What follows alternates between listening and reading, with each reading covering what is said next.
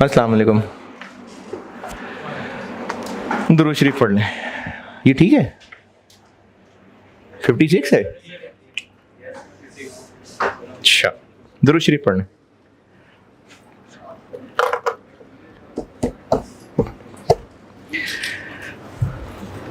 Class late की गुंजाइश नहीं है यार। वो FR1 FR2 कॉस्ट सब हैं। कॉस्ट मैंने दरमियान में ही रखनी है क्योंकि FR2 FR1 कॉमन कॉस्ट में आके होते हैं, तो इसलिए फेयर तो ये है कि कॉस्ट दरमियान में हो। और FR1 को मैं आज रात को तो फारिग करूंगा, तो फिर उनको सुबह 7:30 बजे क्या बुलाऊं, इसलिए आप लोग ही बचते हैं सुबह बुलाने के लिए। आप कौन सा आते हैं I37 में? आए थे कल? चलो बहुत है, बस 2 दिन काफी है। नहीं 7:30 ही है यार, सुबह शार्प 7:30 टाइम पे। आपको पता है मैं आ जाता हूँ 7:30 शार्प आपने हैं।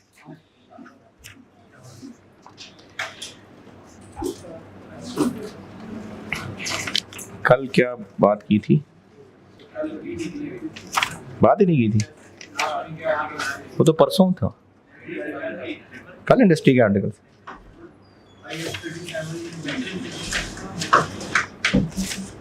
अच्छा, उससे पहले क्या बात?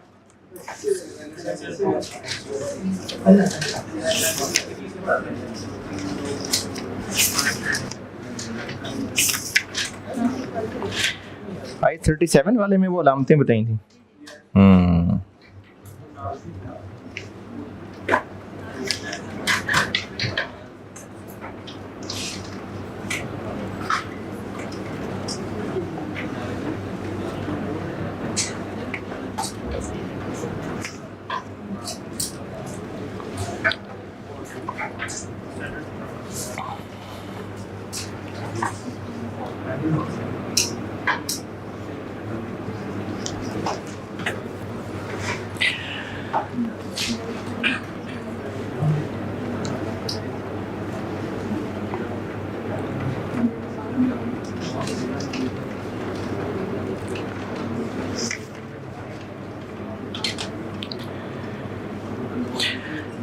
अच्छा, ये जो सरकारी अफसर होते हैं, अफसर, मुलाजिम नहीं कह रहा, अफसर, सरकारी मतलब हर डिपार्टमेंट ही, तो उनका आम लोगों से जब आम से जो लोग हैं, आम लोग, तो उनके साथ रवैया कैसा होता है? एरोगेंस क्यों? और हाँ, ये चीज अथॉरिटी का नशा होता है। तो अच्छा, इसी तरह से ये जो बादशाह या गांव का चौधरी साहब, आम लोगों के साथ उनका रवैया अच्छा क्यों नहीं है जनरली? है तो मेन मसला जो है ना, वो सुपीरियरिटी कॉम्प्लेक्स है कि जिसके पास अथॉरिटी है उसको लगेगा कि शायद मेरे पास एक खास प्रिविलेज है और ये छोटे मोटे लोग हैं। इसी तरह है तो खैर एक आलमी मसला, औरत मर्द बराबर है? नहीं, क्यों जी बराबर है? औरत मर्द बराबर है? नहीं है? है ना यार, है। हाँ, अच्छा चलें, फैमिली का लीडर कौन है? अब्बा जी की अम्मी? अच्छा, अगर किसी के घर में अम्मी है ना तो वो गलत है, उसके घर में जो है ना वो अब्बा जी का मसला है कि अगर अम्मी लीडर हैं तो घर का लीडर अब्बा जी हैं। अच्छा, अब जब अब्बा जी को लीडर बनाया ना, तो ये अब्बा जी की अम्मा के ऊपर कोई प्रिविलेज नहीं है और ये कोई सुपीरियरिटी नहीं है। ये ऐसे ही है कि जैसे किसी कंपनी का जो CEO है तो वो ब्राह्मण है और जो चौकीदार है वो शूदर है। ब्राह्मण, शूदर, वेश, खश्त्री, अपने, हाँ। तो वो जो CEO है वो ब्राह्मण है और जो चौकीदार है वो शूदर है। यानी वो कोई प्रिविलेज्ड इंसान है, वो सुपीरियर इंसान है, तो फिर हुक्म सीईओ का क्यों माना जा रहा है? गार्ड का भी हक है जीने का, इसको इख्तियार क्यों दिया गया है? इख्तियार दिया है, अथॉरिटी, लेकिन क्यों दिया है इख्तियार? है रिस्पॉन्सिबिलिटी की वजह से। वैसे तो एक फिल्म का डायलॉग है, लेकिन स्पाइडरमैन तो सर अजल से फिल्में बनती आ रही हैं, लेकिन 2002 में मूवी आई थी स्पाइडरमैन, उसका एक डायलॉग था, वो स्पाइडरमैन के चाचे और ये होते हैं ना, वो उसको कहते हैं कि great power comes with great responsibility. तो ये जितने भी दुनिया के अंदर पोजीशंस या रिश्ते जिनके पास अथॉरिटी है, तो वो अथॉरिटी ड्यू टू सुपीरियरिटी नहीं है, वो अथॉरिटी ड्यू टू रिस्पॉन्सिबिलिटी है। तो घर के लीडर अब्बा जी रिस्पॉन्सिबिलिटी की वजह से हैं, और ये इतनी बड़ी जिम्मेदारी है कि टीम मैच हारती है तो सबसे ज्यादा गालियां किसको पड़ती हैं? कैप्टन को। और कैप्टन को गालियां पड़ती हैं तो फिर कैप्टन का हक है टीम चुनने का। और जो हिस्ट्री में बड़े बड़े ताकतवर कैप्टन रहे हैं, वो अपनी टीम खुद चुना करते थे। अब उस पर सिस्टम के एतबार से बेशक कहें कि गलत है जी, बोर्ड है, नहीं, कैप्टन का राइट है। जब गालियां खा के उसी ने खानी है तो फिर उसका राइट है। उसका राइट इसलिए है क्योंकि वो कोई प्रिविलेज्ड खिलाड़ी है, कोई सुपीरियर नस्ल का है, रिस्पॉन्सिबिलिटी की वजह से। जब इस बात को समझेंगे ना सब, तो फिर ये जो बुरे सलूक है ना, फिर ये नहीं बच जाते। बुखारी 5200 सैयदना इब्न उमर रज़ियल्लाहु तआला अन्हु से रिवायत है, नबी अकरम सल्लल्लाहु अलैहि वसल्लम ने फरमाया, तुम में से हर एक निगरान है और तुम में से हर एक से उसकी रैयत के बारे में पूछा जाएगा। बस अमीर मतलब जो लीडर है वो निगरान है, और आदमी अपने घर वालों पर निगरान है, और औरत अपने शौहर के घर और उसके बच्चों पर निगरान है। बस तुम में से हर एक निगरान है और तुम में से हर एक से उसकी रैयत के बारे में पूछा जाएगा। तो मैं अपनी बीवी और अपने बच्चों के लिए रिस्पॉन्सिबल हूं, आंसरेबल हूं। तो मेरी अथॉरिटी इस वजह से नहीं है कि मैं कोई सुपीरियर नस्ल का हूं, मेरी अपनी बीवी पे और अपने बच्चों पे अथॉरिटी है रिस्पॉन्सिबिलिटी की वजह से। अगर मुल्क का वजीर आज़म है या कोई और मिनिस्टर है, तो उसकी अच्छी नस्ल की वजह से सुपीरियरिटी नहीं है, उसकी रिस्पॉन्सिबिलिटी है। और ये ना इतनी मुश्किल पोजीशन पे बैठ गए हुए हैं, बहुत मुश्किल पोजीशन पे बैठ गए हुए हैं। अभी मुझे एक और हदीस नज़र आ गई सामने, उसका आधा हिस्सा बता रहा हूँ, नहीं पूरा हिस्सा ही। नबी अकरम सल्लल्लाहु अलैहि वसल्लम ने फरमाया है, ये बुखारी 7150 है, जब अल्लाह ताला किसी बंदे को किसी रैयत का हाकिम बनाता है और वो उसकी खैर ख्वाही के साथ हिफाजत नहीं करता, तो वो जन्नत की खुशबू भी ना पाएगा। तो इतना बड़ा जो है ना ये रोल है, बहुत खतरनाक। एक सवाल करा रहा हूँ, और अच्छा मज़ेदार सवाल है, और होमवर्क दिया था वो डिस्कस करता हूँ, लेकिन पहले ना सवाल कर देता हूँ, क्योंकि फिर वो डिस्कशन तो एंड पे मरते मरते भी लपेटी जा सकती है, सवाल ना फिर भारी हो जाता तबीयत पे। तो एक सवाल कर देता हूँ पूरा बोर्ड पे। तो उसमें एक पॉइंट तो खैर बड़ा ही खूबसूरत है, लेकिन सारे ही बड़े खूबसूरत पॉइंट हैं। स्प्रिंग 19 पढ़ लें, स्प्रिंग 19, AL और BL, पेज 95, AL और BL, स्प्रिंग 2019 पढ़ ले, मैं करता हूं बोर्ड पे।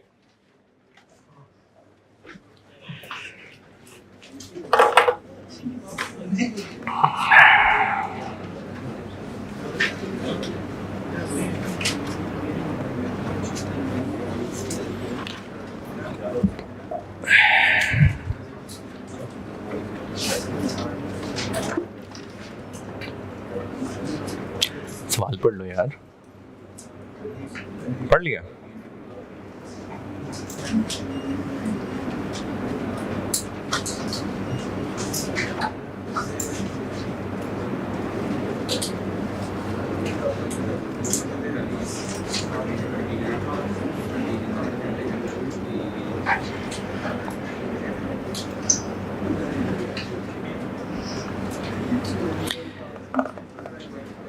उसामा, कुछ याद है मैंने कल वो टाइम क्या बताया था, कितने मिनट से आगे? 41 समथिंग से ना?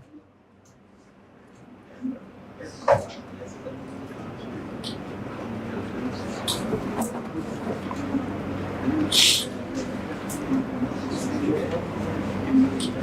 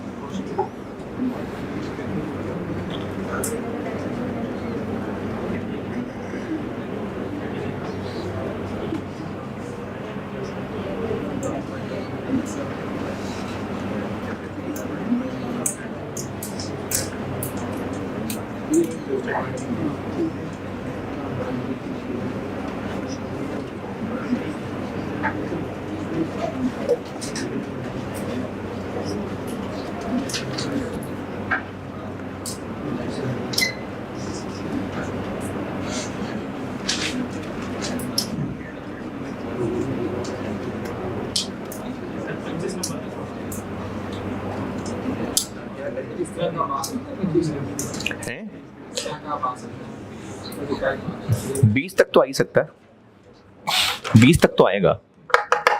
ये जो दूसरा ग्रेड है ना, दूसरा ग्रेड नहीं, पेपर का दूसरा सेक्शन है ना, इसमें से 3 सवाल आएंगे 50 नंबर टोटल, तो वो 20 15 भी हो सकता है। 25 तो खैर नहीं होता अब, लेकिन 20-22 का बिल्कुल आ सकता है।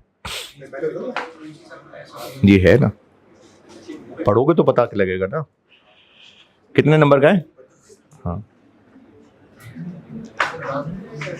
है कंसोलिडेशन से, हाँ अल्लाह करे आए, आना चाहिए, तो पास कराने वाले सवालों में से।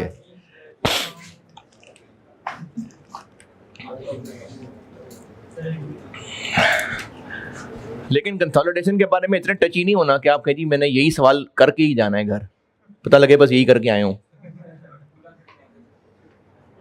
स्प्रिंग 19, कल मैंने बोर्ड पे सवाल किया था ना। हाँ, तो मेरा मशवरा यही है कि पहले बैलेंस शीट बनानी चाहिए, और बैलेंस शीट का सवाल सॉल्व करने का तरीका ये है कि आप सारी वर्किंग्स खोल दें, AL group consolidated SOFP as at क्या है दिसंबर 31, 2018 और rupees million. Non current assets,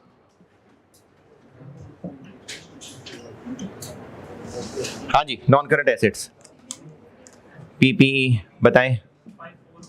5418, आगे पी प्लस 1934। और नॉन करंट एसेट्स में कुछ नहीं है।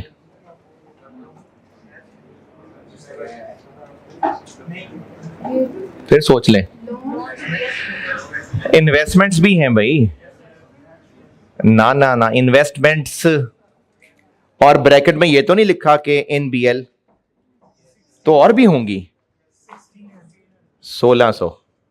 और कुछ लोन टू बीएल्स डायरेक्टर कितना 10। और कुछ चले, फिर 2 लाइनें फिर भी छोड़ लेनी चाहिए, और भी आ सकता है कोई। करंट एसेट्स, करंट एसेट्स में क्या क्या है, करंट एसेट्स ही हैं बस। हाँ जी 2284 प्लस 1797।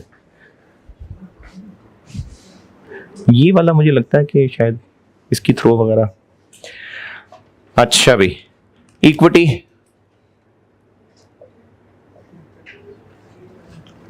अच्छा अगर तो सवाल पढ़ के यानी प्रॉपर शुरू करने से पहले अगर तो इजीली समझ आ रहा हो ना, तो पहले ये चेक कर लेना चाहिए कि कैपिटल प्रीमियम सही है या नहीं है, ताकि हम देख लेना कि बाहर लिखें या ब्रैकेट में लिखें। अगर इजीली पता चल रहा हो तो पेरेंट का कैपिटल प्रीमियम सही है या नहीं। शेयर इशू कर रहे हैं, चलें फिर ये भी देख लेते हैं, अगर इजीली पता चल जाए कि ये पेरेंट ने बुक्स में रिकॉर्ड किया हुआ है कि नहीं किया हुआ। पॉइंट नंबर 1, शेयर इशू भी हो रहे हैं ना, तो पता चलना चाहिए फिर कि पेरेंट ने इसको प्रॉपरली रिकॉर्ड किया हुआ है। अगर रिकॉर्ड किया हुआ है तो फिर बैलेंस शीट कैपिटल प्रीमियम की फिगर सही है, अगर नहीं रिकॉर्ड किया हुआ तो फिर मैं इसको ब्रैकेट में लिख लूंगा। तो कैसे पता रिकॉर्ड किया है नहीं किया? इंफॉर्मेशन कोई नहीं है। अच्छा, वैसे तो बाय डिफॉल्ट पी और एस ने जो बैलेंस शीट बनाई होती है ना, वो सही बनाई होती है, क्योंकि आपको 2 बैलेंस शीट्स बना के दी हैं। लेकिन फिर भी ये जो इन्वेस्टमेंट वाला मामला है, ये बाद सवालों में क्रॉस चेक किया जा सका है आज तक, तो इसको मैं कहूंगा कि आप ट्राई कर लेना।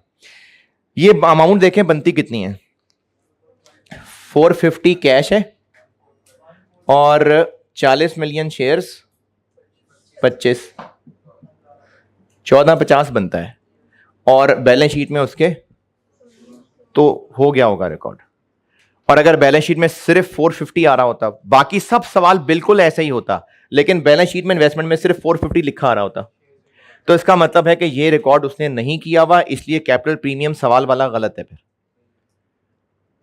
अगर तो ये इजीली पता चलता हो ना तो ठीक है, अगर नहीं तो कोई बात नहीं, ज्यादा टेंशन नहीं ले, ब्रैकेट के अंदर ही लिखना है ना, लिख लेंगे। मैक्सिमम यही चेक करना है ना कि बैलेंस शीट में जो फिगर लिखी हुई है वो कैपिटल प्रीमियम की सही है, मैं ब्रैकेट के अंदर लिखूं या आउटर कॉलम में लिख दूं, मैक्सिमम यही मसला है। तो अगर नहीं पता लग पा रहा तो कोई बात नहीं, लिख दें ब्रैकेट के अंदर। इस सवाल में बहरहाल पता चल गया। तो कैपिटल कितना, 14, कैपिटल 3720 और प्रीमियम 30, और रिटेन्ड अर्निंग्स इसकी कर लेते हैं वर्किंग, एनसीआई।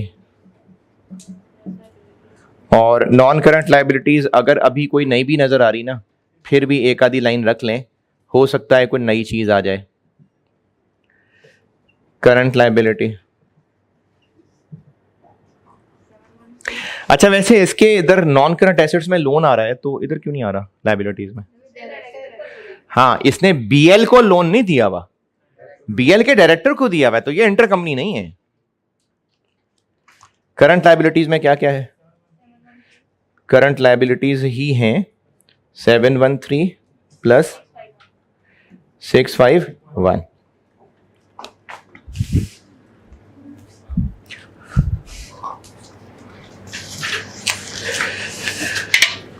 ये हो गई बैलेंस शीट, ब्रैकेट ओपन हो गए।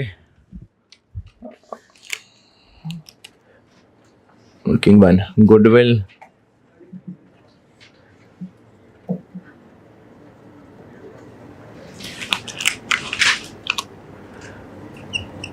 retained earnings,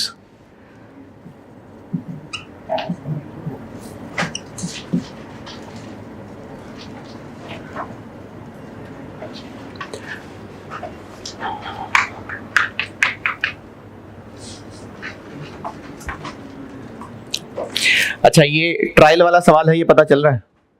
तो उस ट्रायल वाले सवाल में क्या एक्स्ट्रा था, जो बैलेंस शीट में रिटेन अर्निंग दी हुई है वो फिर अभी फाइनल नहीं है, तो उसमें फिर हमें ये वाला काम करना पड़ेगा, एएल और बीएल। और उसमें ना ये सारा फॉर्मेट वगैरह खोल के पूरा सवाल तैयार करके उसमें रिकमेंड के पहले ये वर्किंग कर लें, ताकि वो फिर नॉर्मल बैलेंस शीट का सवाल बन जाए। फिर उस नॉर्मल बैलेंस शीट के सवाल को जैसे करते हैं वैसे करें, ये काम करते हैं पहले। ट्रायल बैलेंस में कितनी रिटेन अर्निंग जा रही है? 2293,516। सेल्स 51। अच्छा हाँ, ये ना ये इसमें प्रिंटिंग मिस्टेक थी पैक की बुक में, तो जिनके पास 27वां एडिशन है उसमें ठीक है, पुराने में आ रहा होगा 5117। कितना आ रहा है लिखा?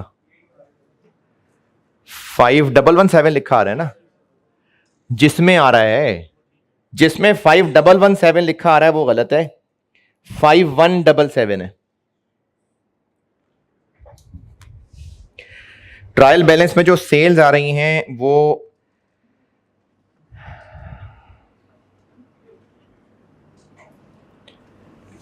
5177 है असल में।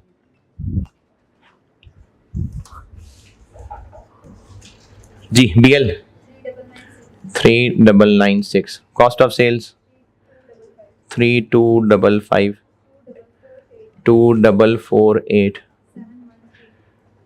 क्या operating expenses 713 636, other income 350, 18, tax 40, 403, 288।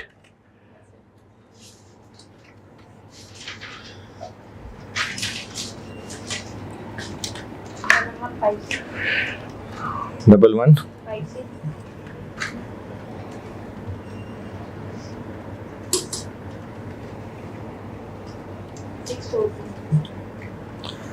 तो ईयर एंड की रिटेन अर्निंग्स बन गई 3449, 1158। ये अब वो नॉर्मल सवाल बन गया जो बैलेंस शीट प्रॉपर दी होती तो ये पी और एस की रिटेन अर्निंग आ रही होती। अब इसको हम यहां लिख लेते हैं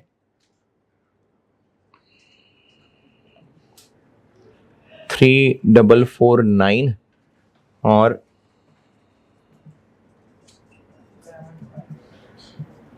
1158। बस अब ये बैलेंस शीट का सवाल है। तो ट्रायल वाले सवाल में पहले इसको सॉल्व कर लेना चाहिए ताकि हम बैलेंस शीट में जो कमी थी वो पूरी कर लें, और बस अब ये बैलेंस शीट का सवाल है, इसको करते हैं सॉल्व।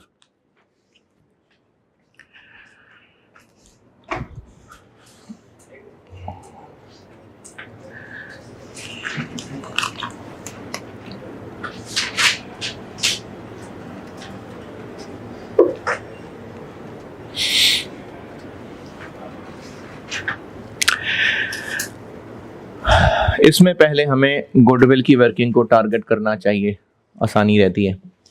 कैश 450 और shares 40 into 25,000। NCI proportionate fair value,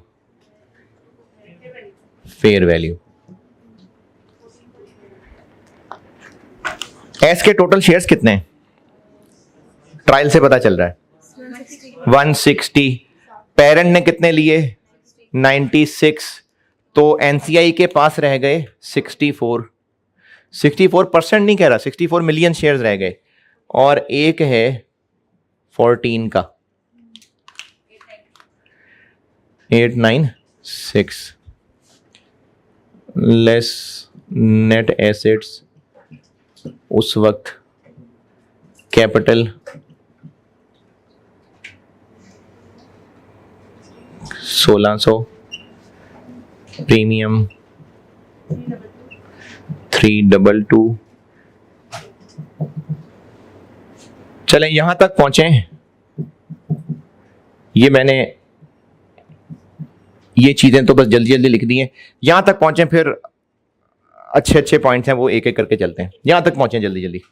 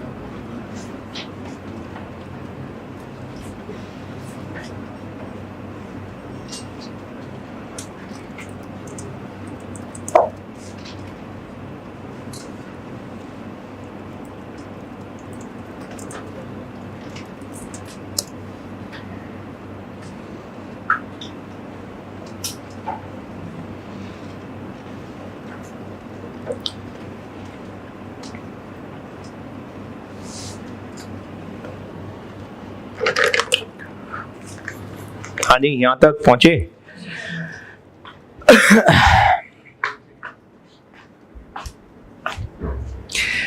pre acquisition retain earning कितनी, यहां क्या लिखूं?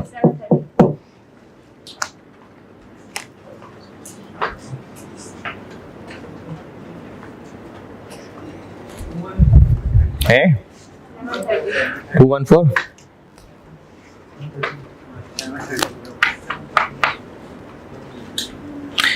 पूछा है मैंने एक्विजिशन डेट की रिटेन अर्निंग्स।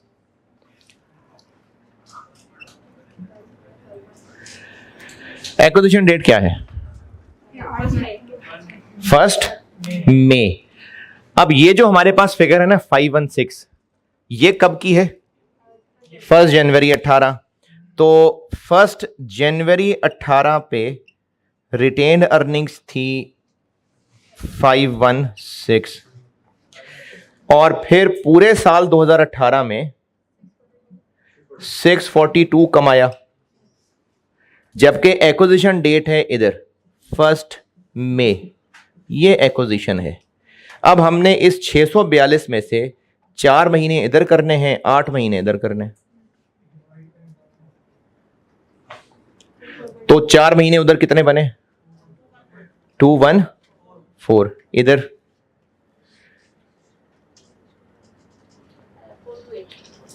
428।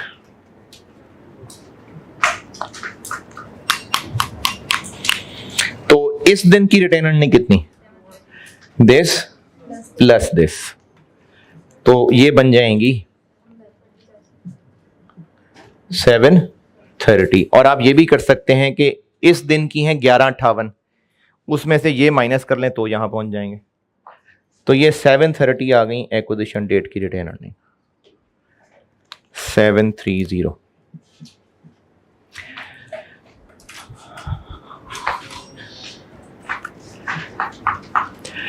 चले भाई, अब सवाल ये तो यहां तक तो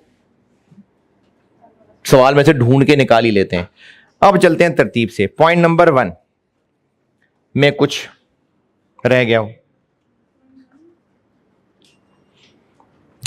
नहीं।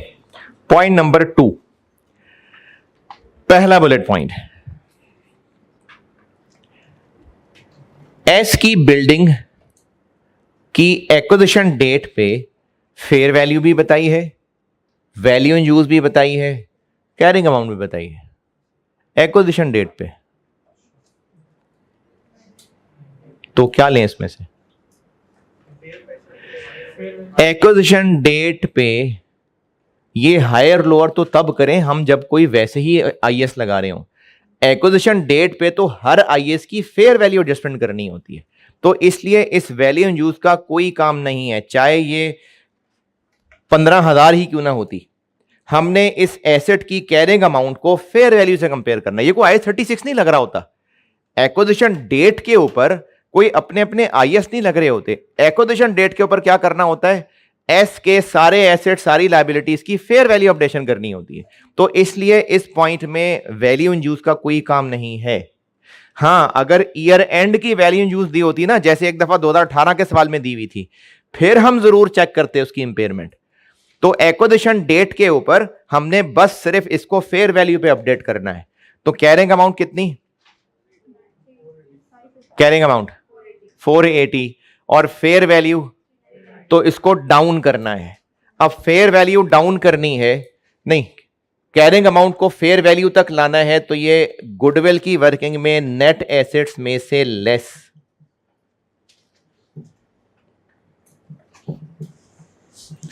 कितना डाउन करना है? यहां से लेस, और दूसरा फैक्ट पीपीई में से लेस। और इस बिल्डिंग की लाइफ दी हुई है, तो चूंकि ये नेगेटिव एडजस्टमेंट करनी पड़ी तो इसकी एक्स्ट्रा डेप्शन को ऐड बैक करना पड़ेगा। तो एस की रिटेन अर्निंग्स में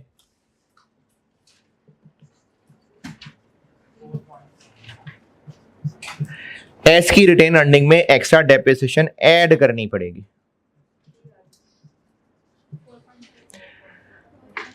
तो एक्विजिशन कितना अर्सा पुरानी बात है? 8 महीने। तो 90 डिवाइडेड बाय कितने साल? 20, लेकिन 8 महीने। हाँ जी, 3 यहां ऐड और नेगेटिव फेयर वैल्यू एडजस्टमेंट है, नेगेटिव। गुडविल की वर्किंग में नेट एसेट्स में से लेस, पीपी में से लेस, और इसकी डेप्रिसिएशन ऐड बैक, इसकी रिटेन अर्निंग में ऐड और पीपीई में ऐड।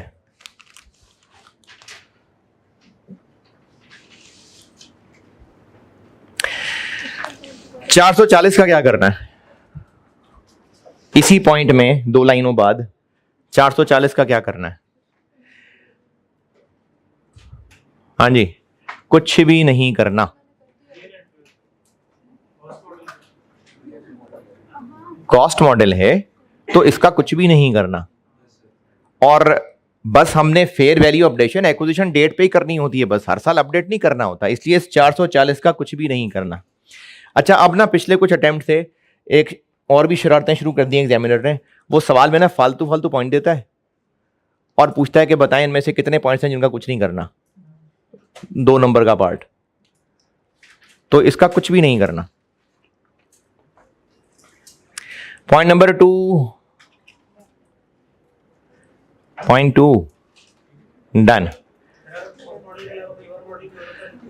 नहीं, अगर रिवैल्यूएशन मॉडल होता तो फिर ये थोड़ा डिफरेंट तरीके से पॉइंट लिखा होता, फिर बताता कि क्या हुआ और क्या नहीं हुआ, फिर ये बात बताता सवाल में और वाजे करता फिर।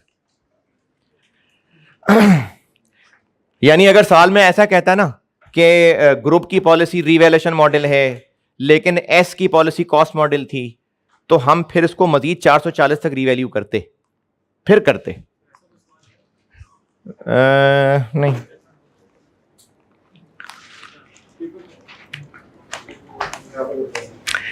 Point 2 done. पॉइंट 3 हो गया।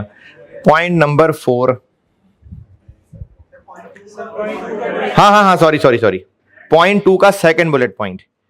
अब सेकंड बुलेट पॉइंट के अंदर ये वही अलमशहूर पॉइंट है जिसमें पेरेंट एस ने अपना एक ब्रांड एसेट नहीं बनाया हुआ था, ग्रुप उसको लिफ्ट करा देगा। तो गुडविल की वर्किंग में नेट एसेट्स में ऐड कितना? 160, और बैलेंस शीट में हम उसको एक नई लाइन आइटम बना लेंगे, ब्रांड लिख लें वो भी सही है, नहीं तो इनटेंजिबल एसेट कह दें वो भी सही है। 162 गुडविल की वर्किंग में नेट एसेट्स में ऐड, और यहां उसको एसेट बना लिया। और इसकी लाइफ क्यों दी हुई है? तो इस पे एमोर्टाइजेशन कैलकुलेट कर लेते हैं।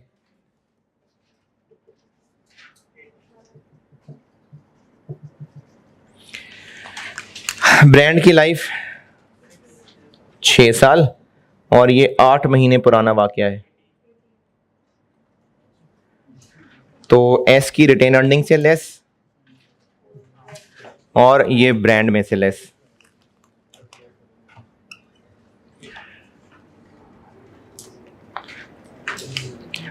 पॉइंट नंबर 2 फिर तसल्ली से पढ़ लें, देख लें इसमें कुछ रह गया है कि नहीं। मैंने ये कहा था कि अगर बुलेट पॉइंट में ये लिखा होता ना कि एस का तो कॉस्ट मॉडल है लेकिन पी रिवैल्यूएशन मॉडल फॉलो करता है, तो फिर हम एस की इस बिल्डिंग को फिर 440 तक रीवैल्यू भी करते।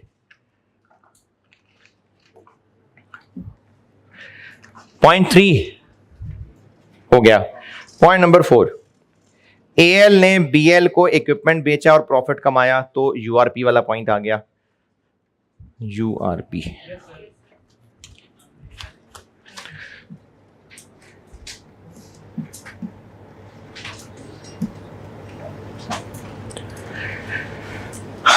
कितना प्रॉफिट कमाया? 20 मिलियन। और इसकी वजह से कितनी एक्स्ट्रा डेप्शन चार्ज हुई? करें जरा, करें, यूआरपी निकालें, इक्विपमेंट का यूआरपी निकालें। 0.4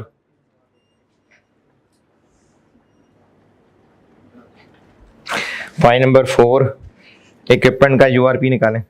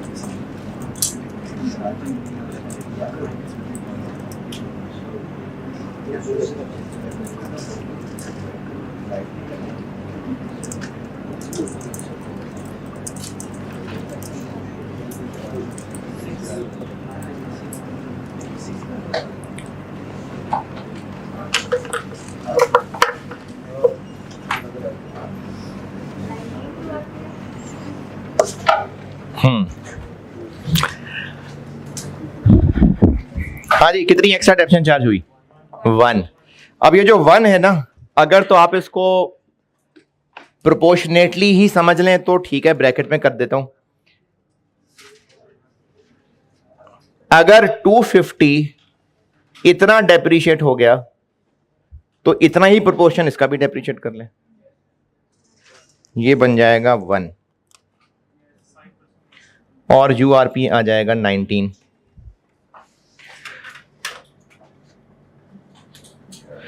और अगर ये ब्रैकेट समझ नहीं आया तो कोई बात नहीं, ये देख लें, बायर ने इस 250 के एसेट को डिवाइड किया होगा पता नहीं किससे, फिर 6/12 किया होगा तो 12.5 आंसर आया।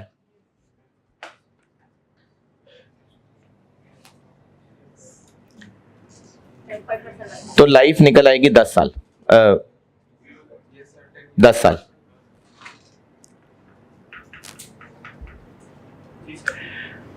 तो 10 साल लाइफ है, तो 20 डिवाइडेड बाय 10 इंटू 6/12।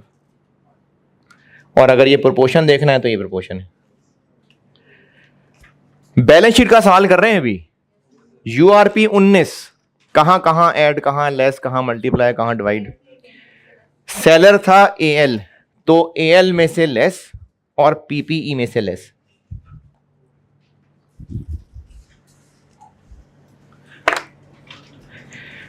यहां से लेस,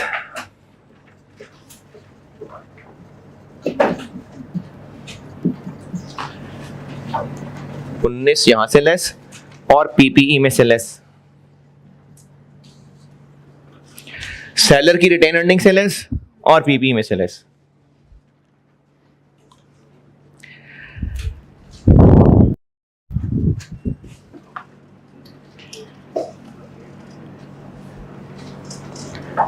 पॉइंट नंबर 5।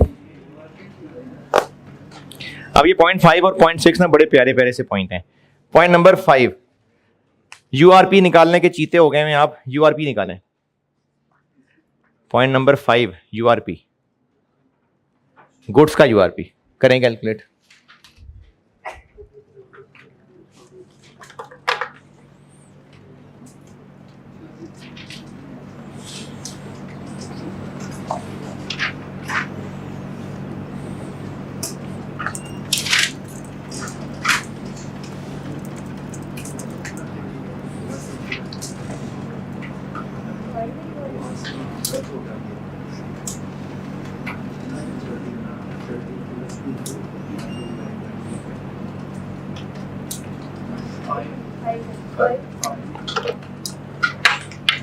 नहीं, तुक्का है, तुक्का।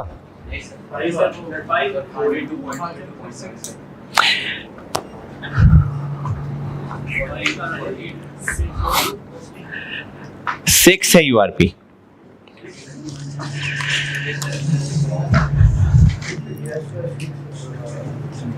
हर महीने 40 मिलियन कॉस्ट की चीजें, कॉस्ट। अब तक जितने यूआरपी के सवाल थे ना, उसमें चीजों की वो वैल्यू बताई होती थी जिस पे बेची हैं। अब कहा है 40 मिलियन उनकी कॉस्ट है, तो मार्कअप तो इसी पे ही लगता है, तो इस पे 20% लगेगा, 20/120 नहीं लगेगा। ये कॉस्टिंग है। देखें किसने बेची हैं चीजें, किसने बेची हैं, बीएल ने।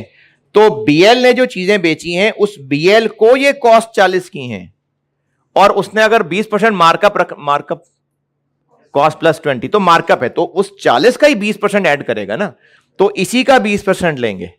और दिसंबर में जो चीजें बेची थी, अब दिसंबर में कितनी बेची थी, यही, क्योंकि एवरी मंथ इतनी बेचते हैं, तो उनमें से 75% अभी भी स्टॉक में है, तो ये अनरियलाइज्ड है। तो यूआरपी आ जाएगा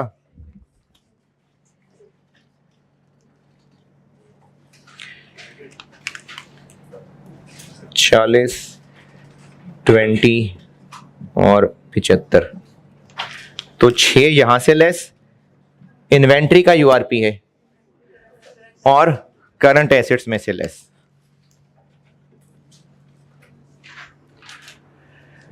सेलर की रिटेन अर्निंग से लेस और इन्वेंट्री से लेस।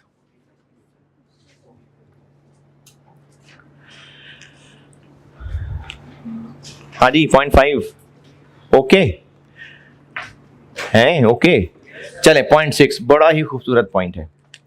इनकम स्टेटमेंट में भी इसकी खूबसूरती चलेगी और बैलेंस शीट में भी है।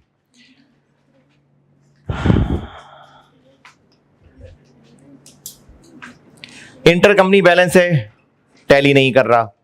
किस वजह से टैली नहीं कर रहा,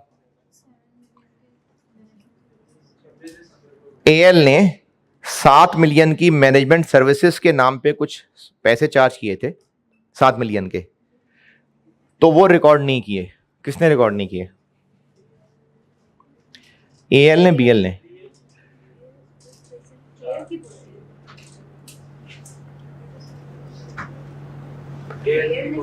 $7 मिलियन, अच्छा 7 मिलियन है क्या, मैनेजमेंट सर्विसेज हैं, उसके पैसे चार्ज किए हैं।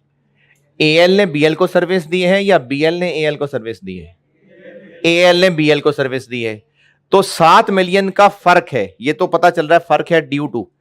अब एएल ने रिकॉर्ड नहीं किया कि बीएल ने रिकॉर्ड नहीं किया, कैसे पता, क्योंकि लिखा हुआ है 7 मिलियन चार्ज्ड बाय एएल, तो एएल ने तो कर लिया है चार्ज, और अगर यही डिफरेंस है इसका मतलब बीएल ने रिकॉर्ड नहीं किया, तो बीएल ने अपना एक्सपेंस नहीं बनाया। अब बना लेते हैं, एक्सपेंस बना लेते हैं, रिटेन अर्निंग से लेस और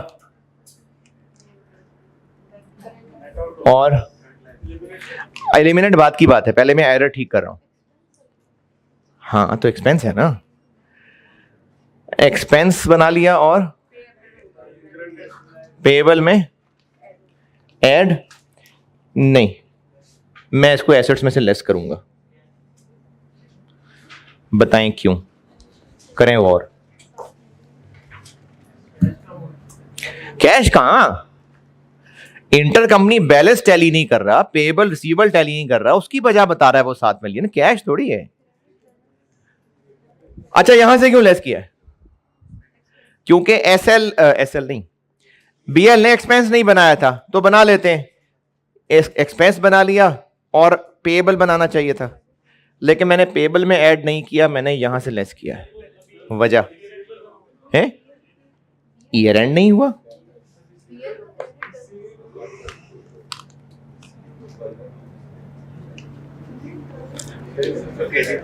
है उसने डेटर बनाया हुआ है,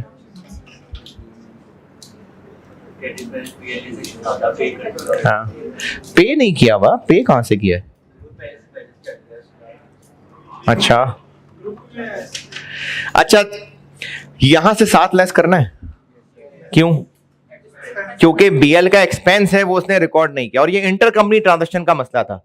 यहां एक्सपेंस बनाएंगे और पेएबल बनाएंगे, जरूर बनाते, लेकिन इस सवाल में वो पेएबल में ऐड होने की बजाय रिसीवेबल में से लेस होगा। मैंने अभी एलिमिनेट नहीं किया है, पहले एरर ठीक कर रहा हूं अभी। हाँ भाई क्यों है, लेकिन ये हम ये एरर किसका ठीक कर रहे हैं, बीएल का ना, तो बीएल ने रिकॉर्ड नहीं किया हुआ, तो बीएल एक्सपेंस बनाएगा और साथ पेएबल बनाएगा।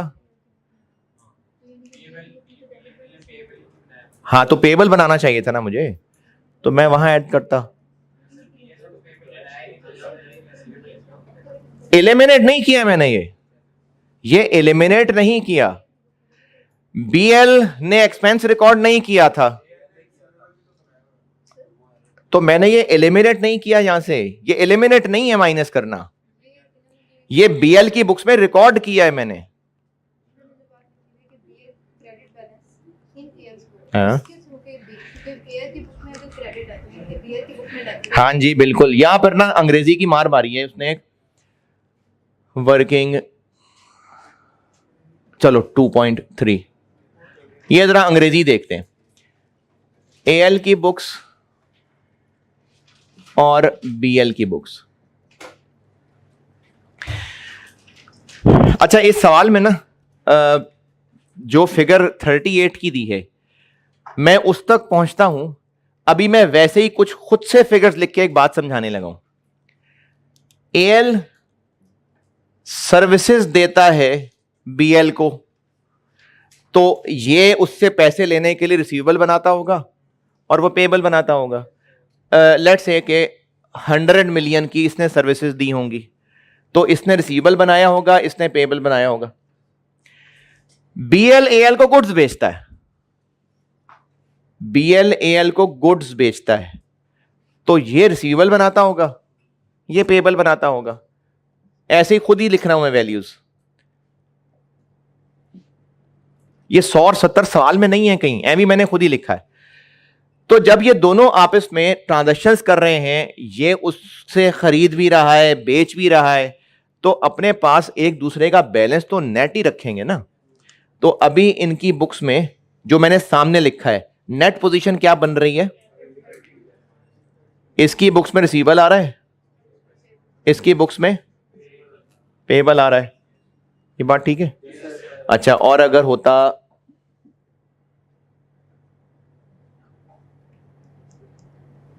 अब इसके पास पेएबल आ रहा होता, इसके पास रिसीवेबल आ रहा होता।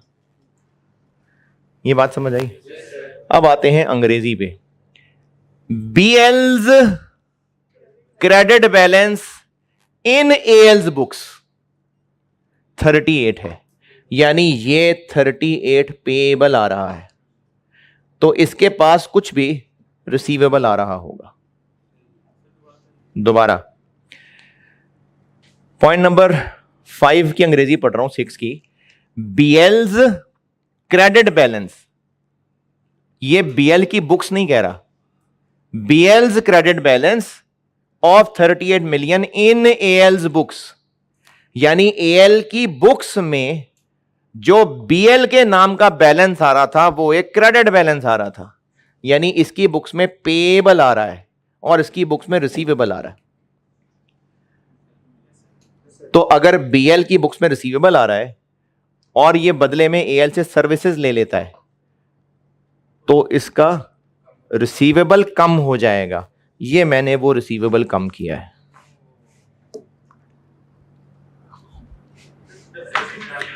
हैं? 7 मिलियन का या ये 38 का? अच्छा, डबल एंट्रीज कर लें। चलें, फिगर्स में ऐसे ही ले देता हूं जिससे आंसर 38 आ जाए।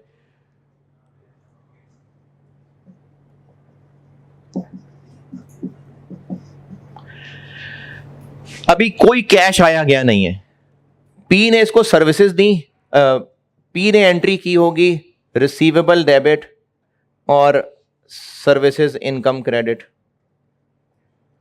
100, बल्कि रिसीवेबल नहीं कहता मैं, बीएल कह लेता हूं।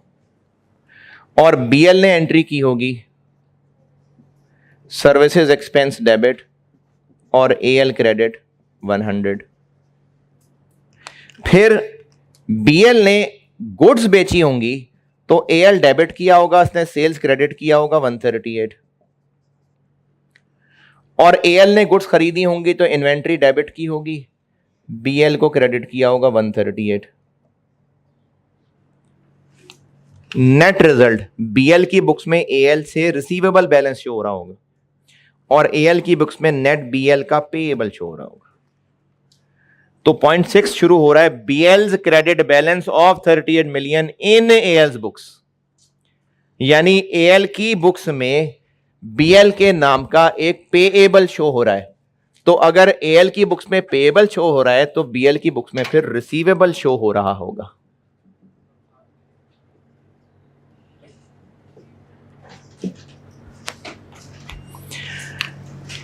इसकी बुक्स में जब है ही रिसीवेबल, तो जब ये 7 मिलियन की सर्विसेज लेगा तो अपना रिसीवेबल कम कर देगा, तो वो उसने अपना एक्सपेंस बना दिया और ये रिसीवेबल कम कर दिया।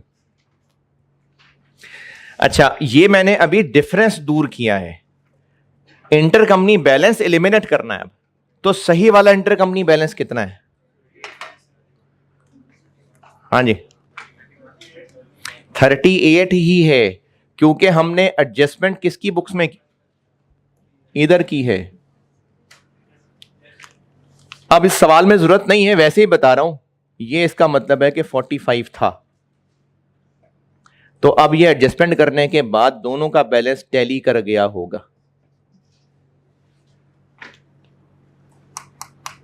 तो 38 एलिमिनेट हो जाएगा।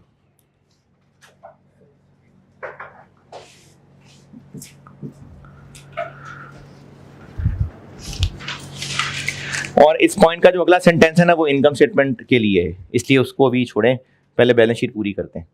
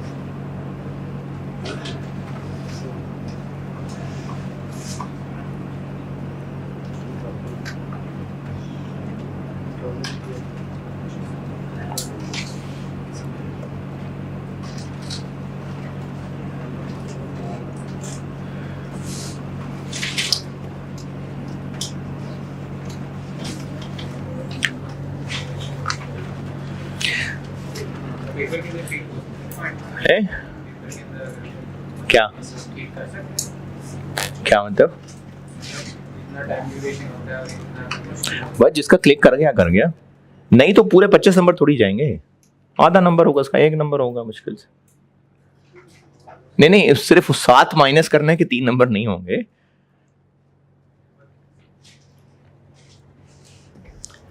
पॉइंट नंबर 7,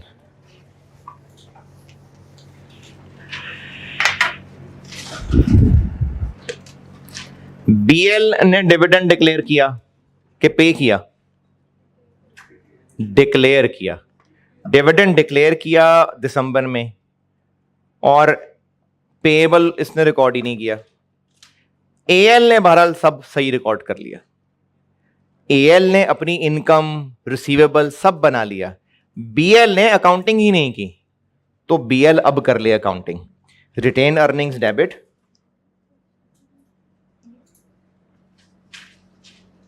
और डिविडेंड पेएबल क्रेडिट। कितना? 50 पैसे पर शेयर। अच्छा, डिविडेंड किसने रिकॉर्ड नहीं किया? बीएल, यानी जितना डिविडेंड है वो उसने सारा रिकॉर्ड नहीं किया। तो 50 पैसे पर शेयर है, 160 शेयर्स हैं, तो 80 मिलियन इसने डिविडेंड रिकॉर्ड नहीं किया। रिटेन्ड अर्निंग्स डेबिट और dividend payable credit. Retain earnings debit, dividend payable credit. AL की बुक्स में रिकॉर्डेड है, तो अब पे तो हुआ नहीं है, तो रिसीवेबल यहां से और यहां से निकाल देंगे। कितना? इंटर कंपनी तो वो है ना जो पी को मिलना है, तो पी को तो पूरा 80 नहीं मिलना, पी को तो 48 मिलना है। तो 48 यहां से लेस और यहां से लेस। देखें, एएल ने अपनी बुक्स में डिविडेंड रिसीवेबल बनाया हुआ है, तो वो डिविडेंड रिसीवेबल और ये dividend payable eliminate.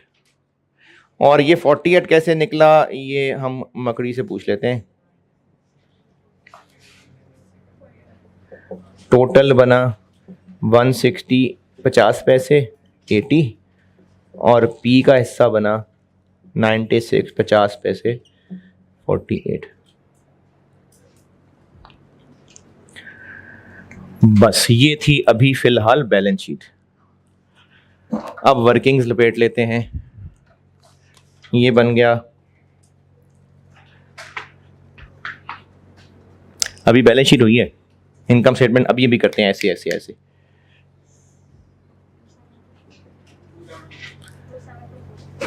To 724 goodwill,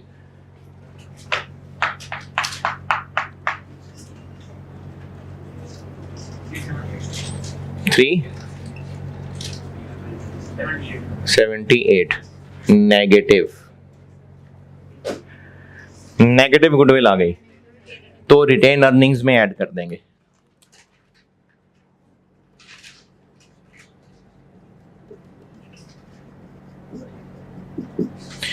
three 378।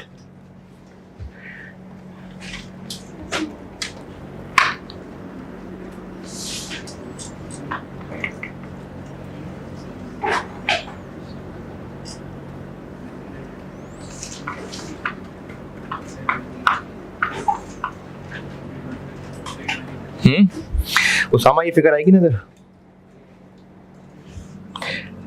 320, इसका कितना 60%, तो 60% ले आए इधर 1, और टोटल 4000। ये भी हो गया, ये भी हो गया, ये भी हो गया। NCI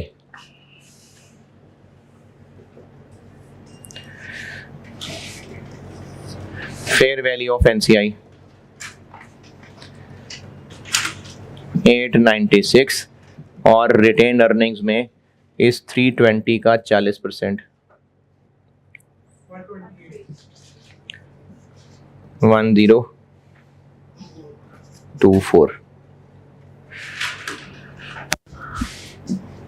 minus 1450।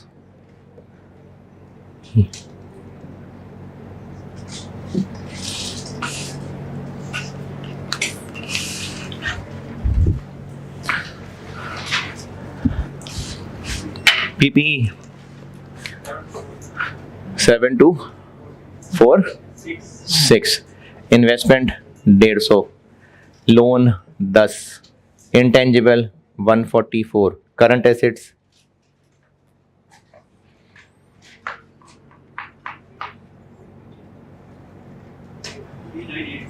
3982।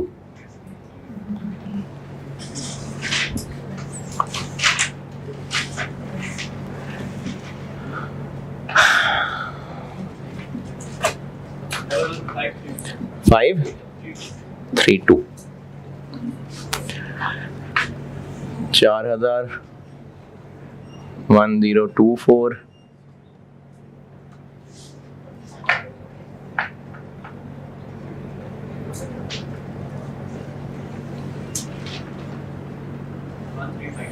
वन 1358। इंशाल्लाह टैली होगा।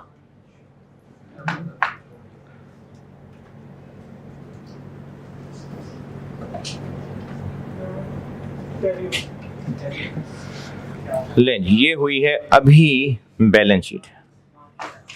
अब करते हैं एसओसीआई। हैं, उनको खड़ा रहने दें, कोई बात नहीं, आप अपना सोचें, उनको मरने दें, आप अपना सोचें।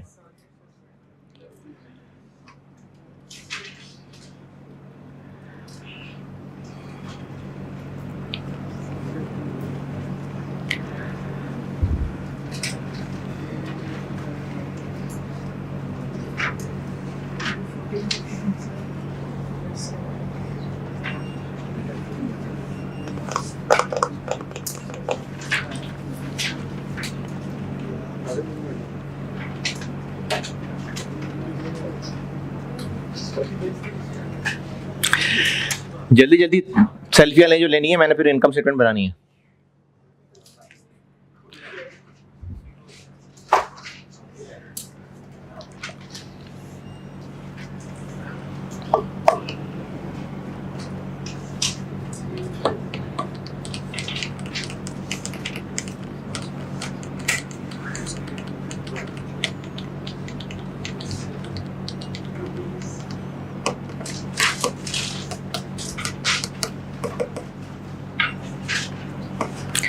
जल्दी भाई।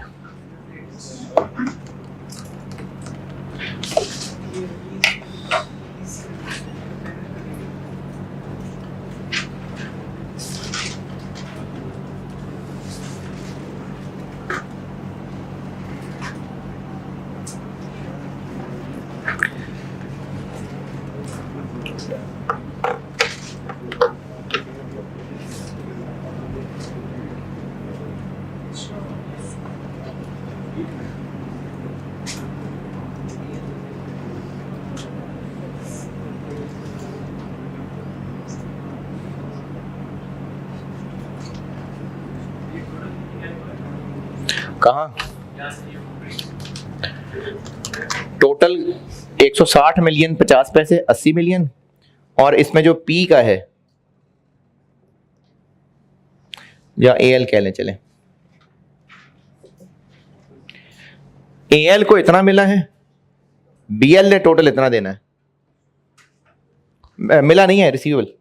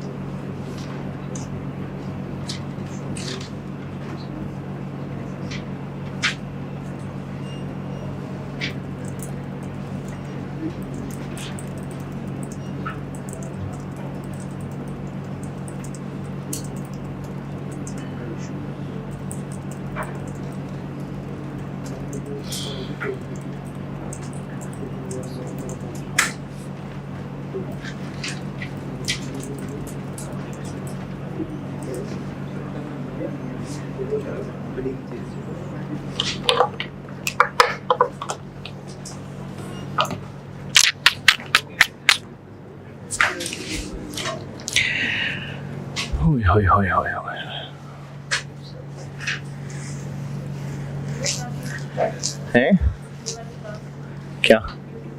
हाँ हाँ, ये आप के लिए आज मैं YouTube पे करवा भी दूंगा, तो आप बार बार देखें, बार बार महसूस हों,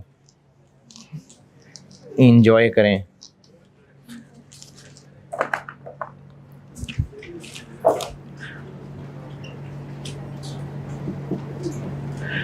अच्छा, इसमें ना इनकम स्टेटमेंट में भी बहुत सारी एडजस्टमेंट्स हैं, तो आपके ब्रैकेट छोटे पड़ जाएंगे, इसलिए एक एक लाइन छोड़ लेना।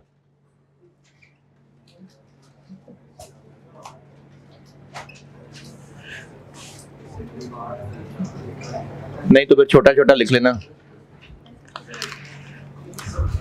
Sales 5177 plus 3996, cost of sales 3255 2448, operating expenses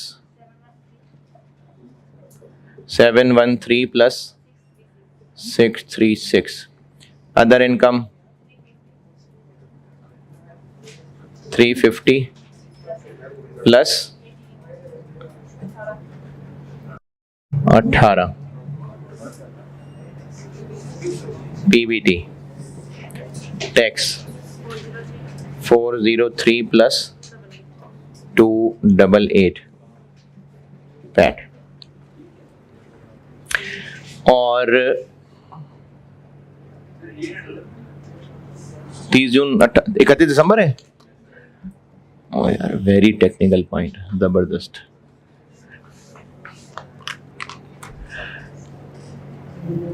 ये कौन सी एनसीआई, ये कौन सी एनसीआई? ये एसओएफपी वाली है और ये एसओसीआई के लिए है।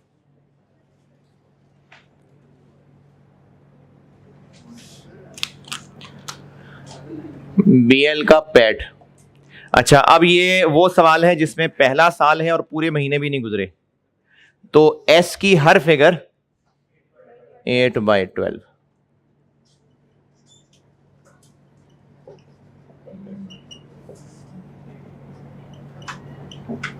और एनसीआई की वर्किंग में एस का पैट भी 642 इंटू 8/12, 428। ले, अब इनकम स्टेटमेंट तैयार है खेलने के लिए।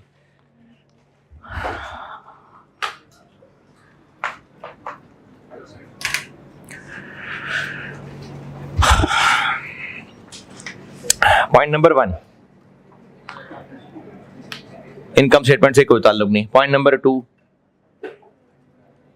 बिल्डिंग की फेयर वैल्यू एडजस्टमेंट, ये उसकी डेप्शन, ये 3। अब ये फेयर वैल्यू नेगेटिव वाला काम था, तो इस डेप्शन को मैं रिवर्स कर रहे होते हैं, तो एक्सपेंस में से निकाल देंगे और इधर कर देंगे ऐड। ये नेगेटिव एडजस्टमेंट थी ना, तो एक्सपेंस रिवर्स कर देंगे और इधर ऐड। अच्छा, वैसे ये सवाल पहले साल का था, वरना ये होती है आज तक की एडजस्टमेंट और इनकम स्टेटमेंट में आती है फॉर द ईयर। ये सवाल चूंकि पहले साल का था इसलिए दोनों सेम है। पॉइंट 2 में दूसरे बुलेट पॉइंट का क्या करें? ब्रांड की भी फॉर द ईयर अमोर्टाइजेशन, ये वाली, ये 18। तो ऑपरेटिंग एक्सपेंसेस में कर देते हैं ऐड और एनसीआई की वर्किंग में पैट में से लेस।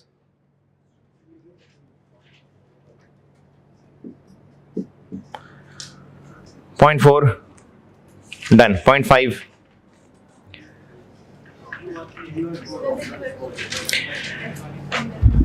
ये पॉइंट 5 ये वाला है मेरे ख्याल में। पॉइंट 4 पता नहीं क्या बोल रहा हूं मैं, क्या बोल रहा हूं ये। पॉइंट 4, हाँ। पॉइंट 4, बैलेंस शीट में 19 को डील करते हैं, इनकम स्टेटमेंट में 20 को अलग, 1 को अलग। तो कौन सेलर था? एएल सेलर था ना, पी सेलर था, इसलिए बस इनकम स्टेटमेंट के फेस पे। तो इसको निकाल देते हैं अदर इनकम से और 1 को निकाल देते हैं ऑपरेटिंग एक्सपेंसेस से। प्रॉफिट को अदर इनकम से निकाल दिया और उसकी जो एक्स्ट्रा डेप्शन है उसको यहां से निकाल दिया। बैलेंस शीट का सवाल करते हुए 19 को डील करते हैं, इनकम स्टेटमेंट दोनों को अलग अलग। और पी सेलर है इसलिए बस फेस पे। अगर एस सेलर होता तो यहां भी लेस करते। बस थोड़ा सा रह गया सवाल। पॉइंट 5,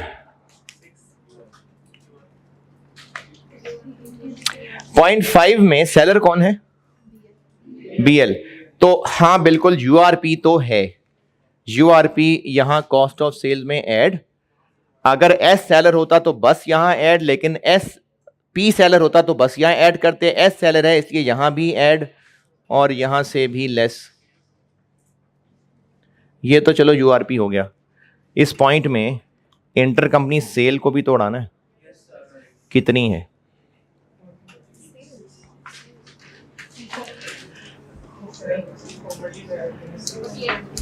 $40 तो कॉस्ट है।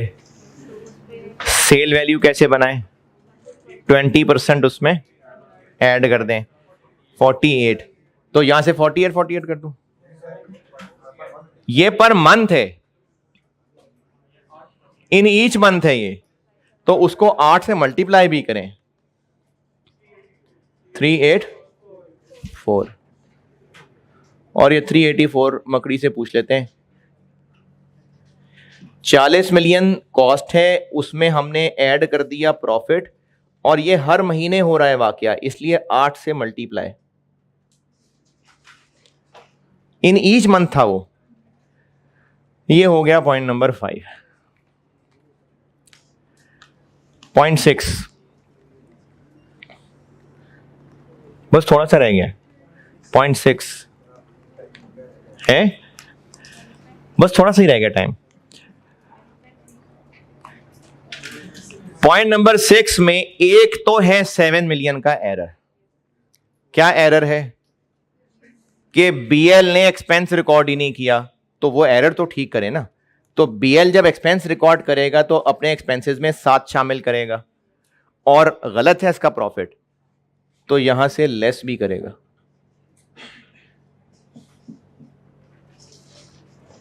बीएल ने 7 मिलियन का एक्सपेंस ही रिकॉर्ड नहीं किया, तो वो रिकॉर्ड करें, ठीक करें ना भाई। जब बीएल ने प्रॉफिट एक्सपेंस ही रिकॉर्ड नहीं किया तो उसका प्रॉफिट गलत है, प्रॉफिट भी ठीक करें, तभी तो यहां से लेस किया था। हाँ भाई, नहीं 8/12 तो मैंने अभी भी नहीं किया।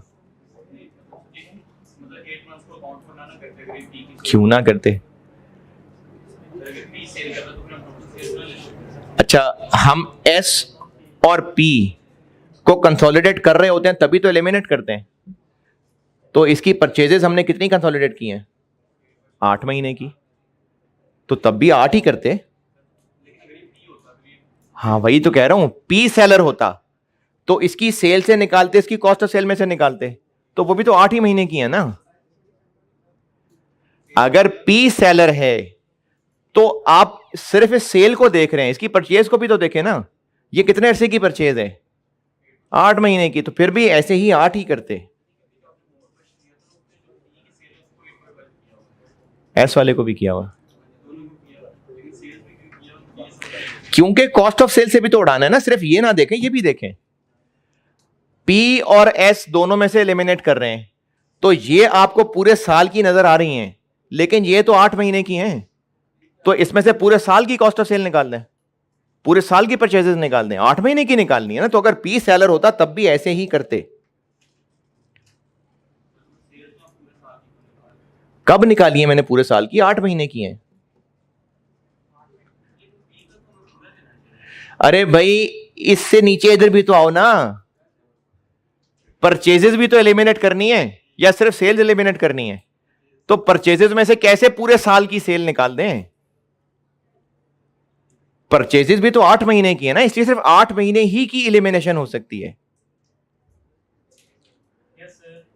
पॉइंट 6 पूरा हो गया। पॉइंट नंबर 6 में उसने कहा, ये तो भी एरर ठीक किया है, इंटर कंपनी एलिमिनेट भी तो करना है। कितना है? 16 मिलियन, तो वो 16 यहां से भी लेस और यहां से भी लेस। पॉइंट 6 में लिखा हुआ है कि एक्विजिशन के बाद से अब तक उसने जो पूरे साल में सर्विसेज दी हैं वो 16 मिलियन की हैं। 7 तो एक एरर था ना, बस हमने पूरे साल की एलिमिनेट भी तो करनी है, ये वो एलिमिनेट किया। ठीक है। पॉइंट 7, पेरेंट ने डिविडेंड को अदर इनकम बनाया हुआ है, निकाल दें 48।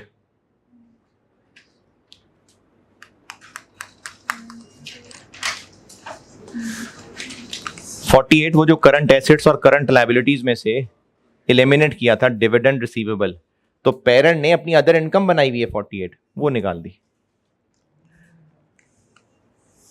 और कुछ? हाँ जी, भूल जाएंगे बच्चे, इस बेचारे का क्या करना है?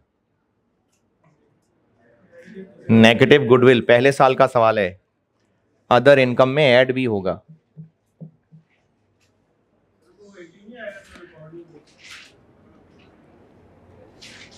वो इनकम स्टेटमेंट की आइटम थोड़ी 80, retained earnings debit, dividend payable credit, ये नेगेटिव गुडविल इधर अदर इनकम बनाइए। ये इतनी टेक्निकल चीज है कि सुबह वाली क्लास में मैं खुद भूल गया था करना। 378 अदर इनकम, बस ये सवाल था। नेगेटिव गुडविल नहीं, इनकम है, रिटेन अर्निंग में जो ऐड कर रहे हैं इनकम है। चलो जी, इतनी सी बात थी, इस ब्रैकेट्स को कर देंगे क्लोज। यहां से निकलेगा प्रॉफिट एट्रीब्यूटेबल टू एनसीआई। हो गया, यही सवाल दोबारा होमवर्क है आपका। अदर इनकम बनाते हैं ना, पेरेंट की अदर इनकम बनाते हैं इसको, नेगेटिव गुडविल को। बैलेंस शीट के सवाल में रिटेन अर्निंग में ऐड कर रहे हैं। अब अगर पहले ही साल का सवाल है तो उसको अदर इनकम भी तो बनाना है ना, ये वो अदर इनकम बनाइए। चले बस जाएं यार, वो कॉस्ट वाले को पढ़ाना है। ठीक है जी, अल्लाह हाफिज।